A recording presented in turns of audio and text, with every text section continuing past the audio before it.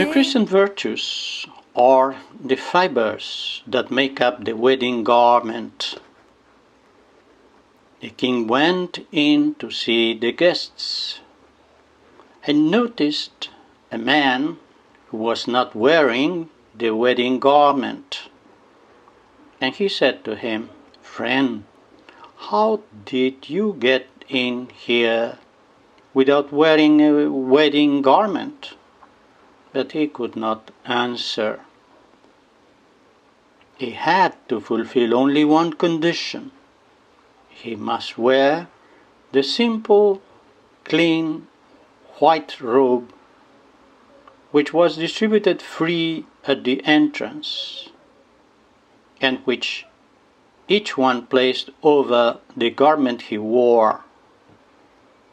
In this way, the inner joy and festivity was expressed. What is the garment that God requires to take part in the wedding feast of His Son? It is this: the love that proceeds from a pure heart, an upright conscience, and a sincere faith. This is the wedding garment.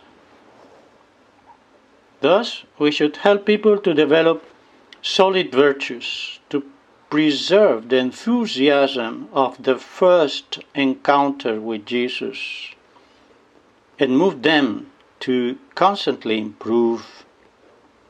In a word, they must be taught to cultivate a solid Christian life. Interior life is like the wedding garment spoken of in the Gospel. The fabric is made up of each of the norms or practices of piety, which, like fibers, give strength to the cloth. A garment with a tear is despised, even if the rest is in good condition.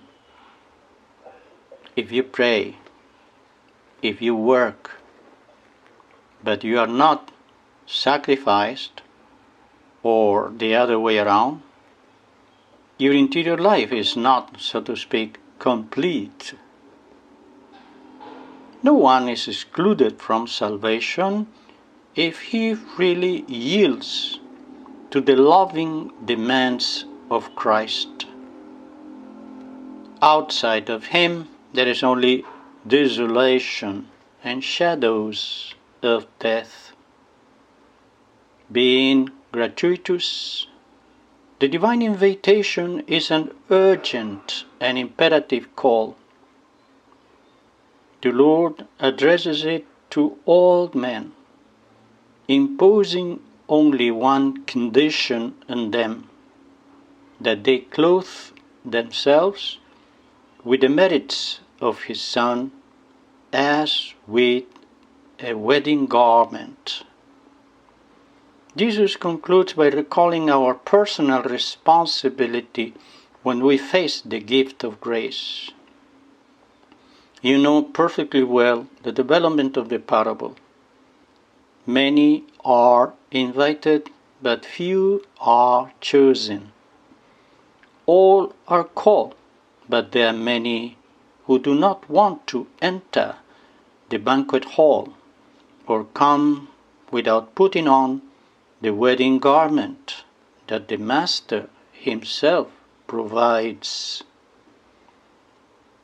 No one ever lacks the help of heaven, but everyone must welcome God's call with a personal response. Let us follow the advice of Saint Josemaria. Have constant recourse to the Blessed Virgin, Mother of God and Mother of humanity, and she will attract, with the gentleness of a mother, the love of God to the soul you deal with, so that they may decide within their ordinary work in their profession to be witnesses of Jesus Christ. How sweet the